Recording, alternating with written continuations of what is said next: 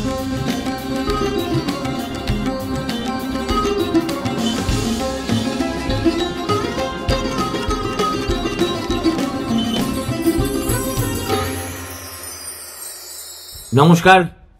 বাংলা স্পেয়ারে সকাল 11টার ভিডিওয়ে আপনাদের সকলকে স্বাগত জানাচ্ছি। গতকালই একটি ছোট্ট ঘোষণায় আমি জানিয়ে দিয়েছিলাম আজ সকালে আমি অন্তত 3টি কিস্তিতে আমার কাছে যে বিষয়টা অত্যন্ত গুরুত্বপূর্ণ মনে হয় তা নিয়ে আলোচনা করব, এবং সেটা করব এই গত 8 তারিখে অভিজিৎ গঙ্গোপাধ্যায়কে নিয়ে আমি যে ভিডিওটি করেছিলাম তার পরিপ্রেক্ষিতে। বলতে পারেন আলগোছে এর শিরোনাম হবে মিথ্যা আইকনের পুজো ও সমাজের আত্মপরিচয়।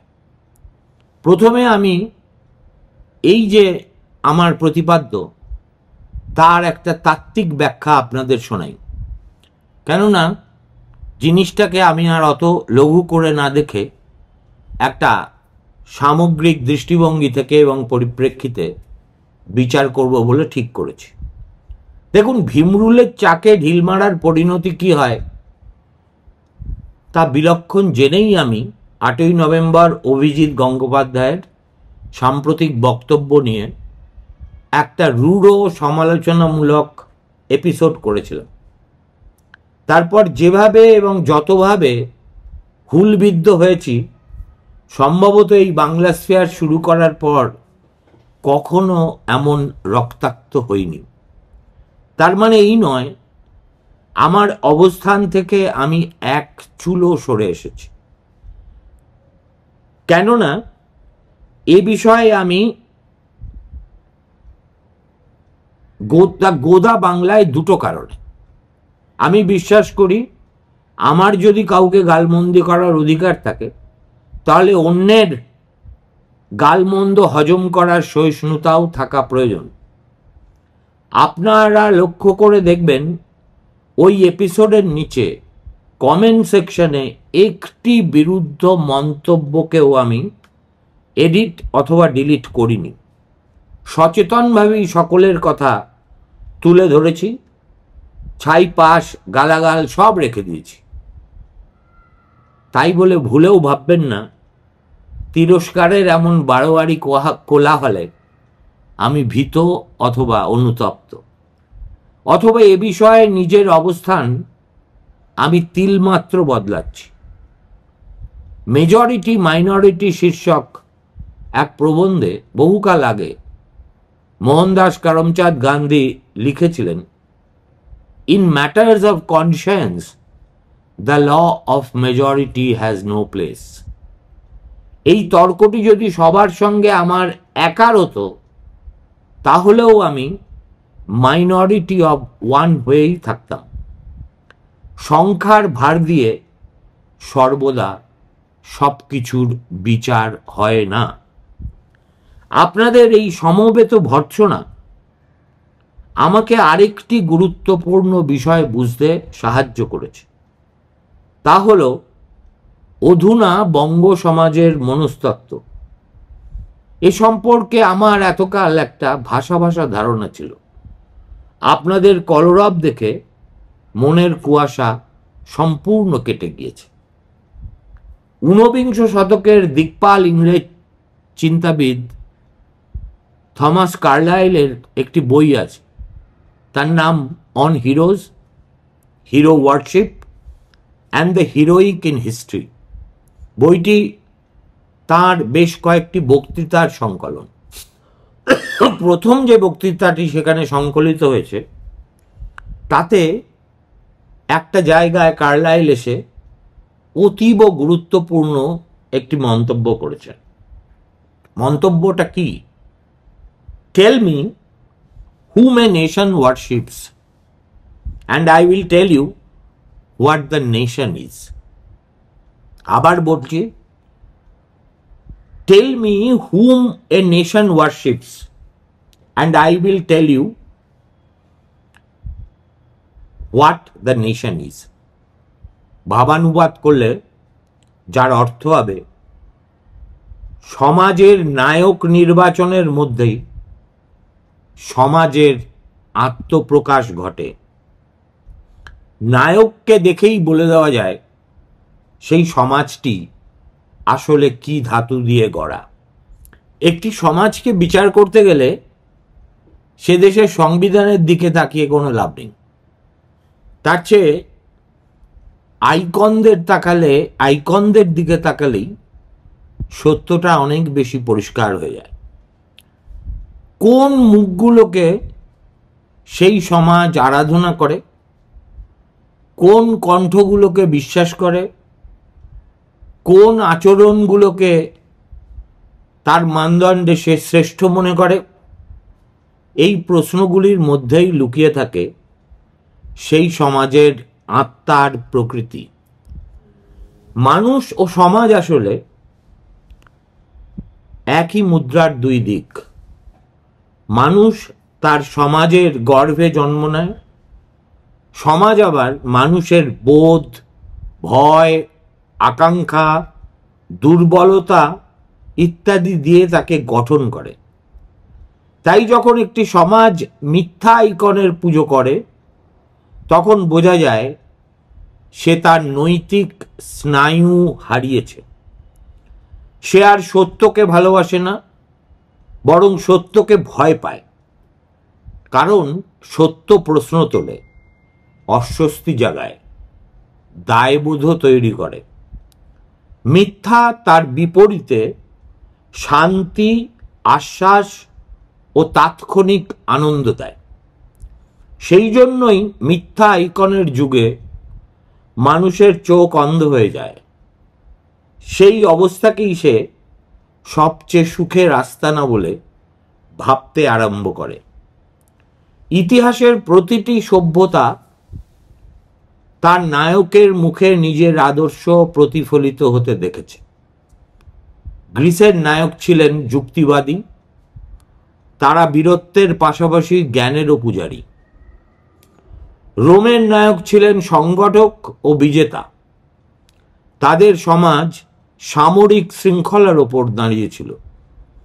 ভারতের প্রাচীন যুগে নায়ক ছিলেন ত্যাগী ও ঋষি, আত্মসংযম ছিল মহত্বের প্রমাণ। কিন্তু আধুনিক সভ্যতায় নায়ক হয়ে উঠেছে প্রদর্শনীর চরিত্র, যিনি জিততে পারেন, যিনি জোরে কথা বলতে পারেন, যিনি জনতার উল্লাসে স্নান করেন। তার প্রয়োজন কিন্তু সত্য নয়, তার প্রয়োজন একটাই, তার নাম জনপ্রিয়তা। তার চাহিদায় কোনো নৈতিকতার নামগন্ধ নেই, তার প্রয়োজন দৃশ্যমানতা, to be visible all the time. এবং সমাজ যখন এমন নায়কদের পুজো শুরু করে তখন সে বুঝিয়ে দেয় যে তার কাছে চেহারা চরিত্রের চেয়ে গুরুত্বপূর্ণ। এই পূজার নৈতিক অর্থ কিন্তু ভয়াবহ। আপনারা ইদানিং স্টোইক ফিলসফি খুব পপুলার হয়েছে। স্টোইক ফিলসফির যিনি প্রথম প্রবক্তা সেনেকা, তিনি একদা লিখেছিলেন যে সমাজ মিথ্যা দেবতার সামনে মাথা নোয়ায় সে নিজেকে প্রতারণা করছে।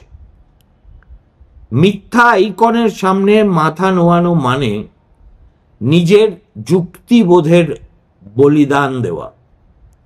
নাগরিক তখন আর চিন্তা করে না, সে অনুভব করে। অনুভব তাকে বিভ্রান্ত করে কিন্তু আনন্দও দেয়। এই আনন্দই হচ্ছে মাদক, যা মিথ্যার জগতে তাকে বন্দী করে রাখে। জর্জ অরওয়েলের 1984 যারা পড়েছেন তারা জানেন তিনি কেমন করে একনায়কতন্ত্র টিকে থাকে তার একটা চমৎকার ব্যাখ্যা দিয়েছিলেন। বলেছিলেন একনায়কতন্ত্র ভয়ের উপর দাঁড়িয়ে থাকে না, দাঁড়িয়ে থাকে ভালোবাসার উপর। মানুষ আসলে শেষ পর্যন্ত শাসককে ভালোবাসতে শেখে, কারণ সেই ভালোবাসা তাকে চিন্তার দায়িত্ব থেকে সম্পূর্ণ মুক্তি দেয়। মিথ্যা আইকনের পূজাও সেই ধরনের ভালোবাসা। জনগণ বিশ্বাস করতে চায়, তাই তারা বিশ্বাসের বস্তু তৈরি করে নেয়। তারা চায় না সত্য, তারা চায় একটি বিশ্বাসযোগ্য মুখ, একটি নাটক, একটি মঞ্চ। এই মানসিক অবস্থা সমাজতাত্ত্বিকভাবে জন্ম দেয় অনিশ্চয়তা ও অস্থিরতার যুগের। সমাজ যখন তার নৈতিক শৃঙ্খলা হারায়, তখন এক ধরনের অ্যানোমি সৃষ্টি হয়, এক ধরনের দিগ্ভ্রান্তি বলা চলে। এই দিগ্ভ্রান্ত সমাজ তার শূন্যতা পূরণ করতে প্রতীক তৈরি করে, যে প্রতীকে সে নিরাপত্তা খোঁজে। সেই প্রতীকই মিথ্যা আইকন। তিনি মানুষ নন, মনের প্রতিরক্ষা যন্ত্র। তার অস্তিত্ব সমাজের অনিশ্চয়তাকে সাময়িকভাবে ঢেকে দেয়। আর একবার এই প্রক্রিয়া শুরু হলে বারে বারে তার পুনরুৎপাদন হতে শুরু করে। মিডিয়া, ধর্ম, রাজনীতি, বাজার সব মিলে সেই প্রতীকের চারপাশে জাল বোনে। মানুষ তখন যুক্তি নয়, ইমেজে বাঁচে। এক সময় যে সমাজ বই পড়ত, এখন সে ব্যানার দেখে চিন্তা করে। যাকে সে আগে শিক্ষক বলতো, এখন বলে প্রবাহই। যুক্তি যেখানে হারায়, সেখানেই শুরু হয় ভক্তি। ইতিহাসের পাতা খুললে দেখা যাবে, রোমের পতনের আগে গ্ল্যাডিয়েটররা ছিল জাতির নায়ক। তারা জীবনের চেয়ে দৃশ্যের প্রতীক ছিল। রক্তপাতের মধ্যেও রোমানরা অপরিসীম সৌন্দর্য দেখতে পেতেন। এই অদ্ভুত রুচি বিকৃতি প্রমাণ করে রোমান সমাজ তখন ক্লান্ত, বিকৃত ও আত্মভোলা। ঠিক তেমনি ইউরোপের মধ্যযুগে গির্জার হয়ে দাঁড়িয়েছিল মুক্তির একটা কাল্পনিক বিক্রয় কেন্দ্র। পাপ কিনে ক্ষমা পাওয়া যেত। সেখানেও মানুষ নিজের বিবেক বিক্রি করেছিল নিশ্চিন্ততার বিনিময়ে।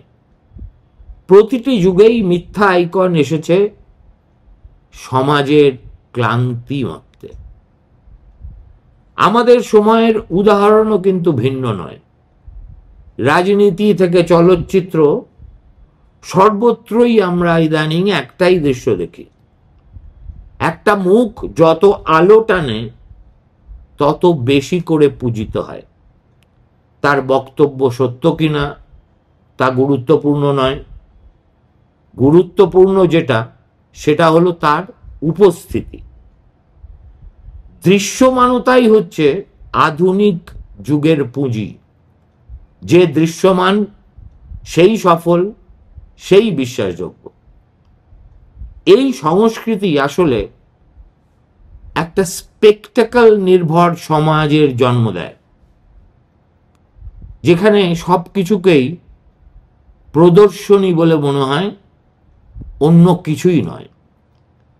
আর এই প্রদর্শনীর কেন্দ্রবিন্দুতে থাকে মিথ্যা আইকন, যিনি কখনো নেতা, কখনো নায়ক, কখনো ধর্মগুরু, কখনো ব্যবসায়ী, কখনো আবার বিচারক। সমাজ তাকে ঘিরে আবর্তিত হয়, যেমন গির্জার চারপাশে উপাসকেরা ঘুরতেন। পার্থক্য শুধু, গির্জা একসময় আকাশে ঈশ্বর খুঁজত, এখন সমাজ স্ক্রিনে ঈশ্বর খোঁজে। মনস্তাত্ত্বিক স্তরে এই পুজোর ভিত্তিটা হলো আসলে প্রজেকশন। মানুষ স্বাধীনতার ভার আসলে সহ্য করতে পারে না, তাই সে নিজের দায়িত্ব অন্যের হাতে তুলে দেয়।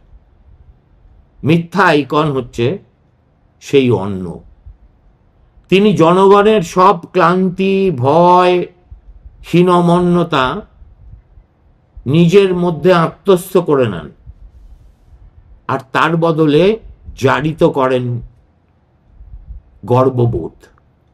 জনগণ তখন ভাবে তার জয় মানেই আমাদের জয়। এই আত্মসমর্পণ মানুষকে আনন্দ দেয়, কারণ তা তাকে চিন্তার দায় থেকে মুক্ত করে। কার্ল ইউংয়ের ভাষায় একে বলে, এই নায়করা হলেন সমাজের কালেকটিভ শ্যাডো। মানুষ যা হতে চায় কিন্তু হতে পারে না, তা তারা হয়ে ওঠে। তাই জনগণ তাদের ভালোবাসে যেমন নিজের ছায়াকে ভালোবাসে, অন্ধভাবে কিন্তু অবচেতনে, ভয়ে।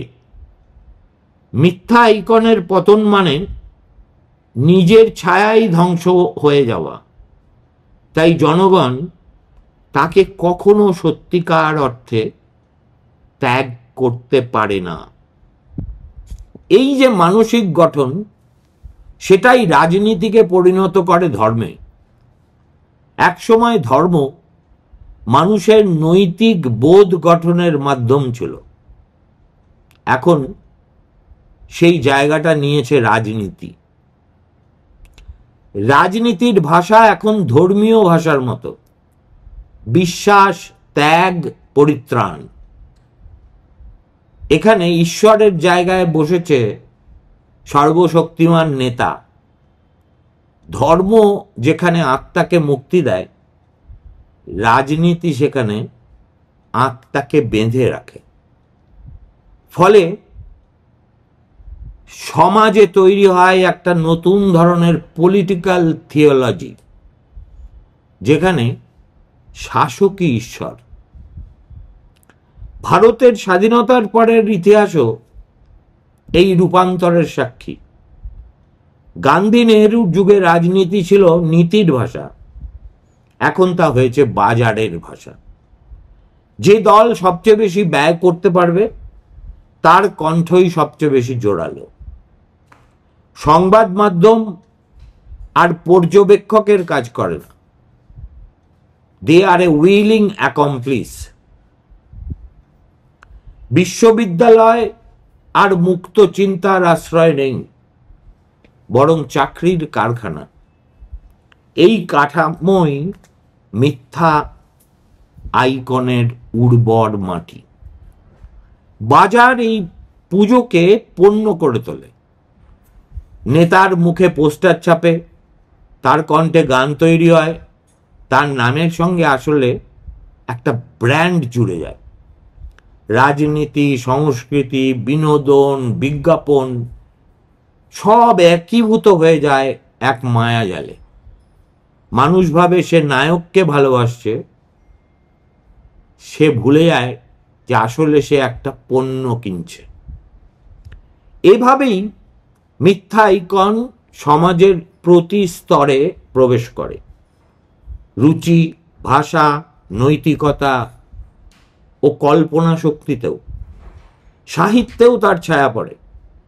সমকালীন উপন্যাস, সিনেমা, টেলিভিশন সব জায়গায় দেখবেন নায়ক মানেই বিজেতা। সে কখনো দ্বিধাগ্রস্ত নয়, কখনো পরাজিত হয় না। অথচ বাস্তবের নায়ক সব সময় দ্বিধাগ্রস্ত, কারণ সে নায়ক, সে মানুষ। এই অধিনায়কই হলেন মিথ্যার প্রতীক, যিনি মানুষ নন, আসলে একটা প্রতিমা। আর এখানেই সমাজের আত্মপরিচয় বিকৃত হয়ে যায়। একসময় যে জাতি আত্মসমালোচনায় গর্ব পেত, এখন সে আত্মগৌরবে মত্ত। যুক্তির জায়গায় আসে জাতীয়তাবাদ, ন্যায়ের জায়গায় প্রতিহিংসা, সংস্কৃতির জায়গায় ভোগ। মিথ্যা আইকনের পূজা মানে এই স্থান বিন্যাসের স্বীকৃতি। হানা অ্যারেন্ট বলে একজন দার্শনিক আছেন, তিনি লিখেছিলেন, যখন সবাই মিথ্যা বলে তখন আর সত্য আর মিথ্যা দুটোই সমান অর্থহীন হয়ে যায়। মিথ্যা আইকনের সমাজে ঠিক এইটাই ঘটে। সংবাদ, ইতিহাস, বিচার সবকিছু আপেক্ষিক।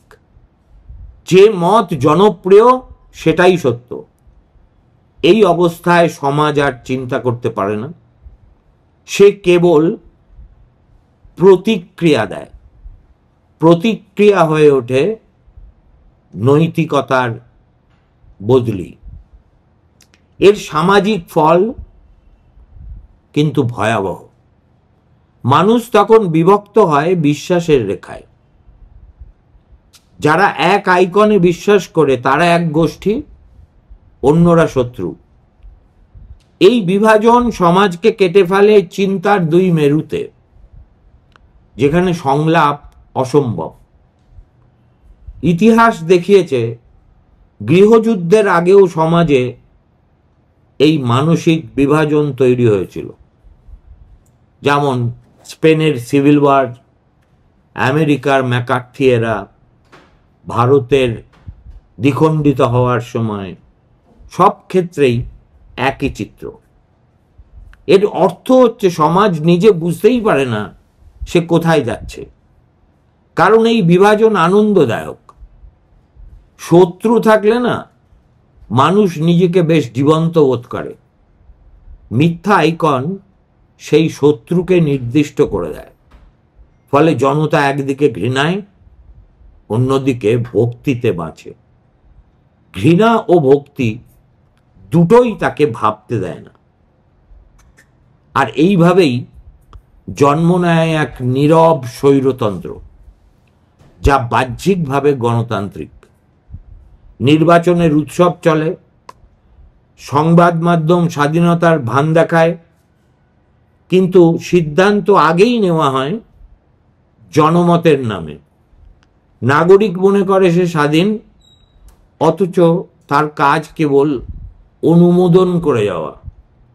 অরওয়েলের সেই বাক্য স্মরণীয়, freedom is the freedom to say that 2 + 2 make 4. If that is granted, all else follows. মিথ্যা আইকনের সমাজে এই স্বাধীনতাই বিলুপ্ত হয়ে যায়। এই দীর্ঘ প্রক্রিয়ায় সমাজের নৈতিক দিগন্ত অন্ধকারাচ্ছন্ন হয়ে পড়ে। তরুণ প্রজন্ম তখন সাফল্যকে সমার্থক ধরে নেয় জনপ্রিয়তার সঙ্গে। সততা তখন আর গুণ থাকে না, হয় স্ট্র্যাটেজি। তারা দেখে মিথ্যা আইকনরা পুরস্কৃত, সত্যনিষ্ঠরা একঘরে। এই দৃশ্য তাদের শেখায় সত্য অকেজ, নৈতিকতা হাস্যকর। একসময় তারা নিজেরাও সেই মিথ্যার খেলায় যোগ দেয়, শিক্ষায়, কাজে, সম্পর্কে। ফলে সমাজের প্রতিটি কোষে প্রবেশ করে একই ব্যাধি। এটা কেবল নৈতিক নয়, অস্তিত্বগত সংকট। মানুষ তখন আর জানেই না সে কে। সে কেবল জানে কাকে অনুসরণ করবে, কাকে ঘৃণা করবে। নিজের বিচারবোধের মৃত্যু মানে নিজের অস্তিত্বের মৃত্যু। এক সময় যে সমাজ ভাবত আমি চিন্তা করি তাই আমি আছি, এখন সেই সমাজই বলে আমি ট্রেন্ড করি তাই আমি আছি।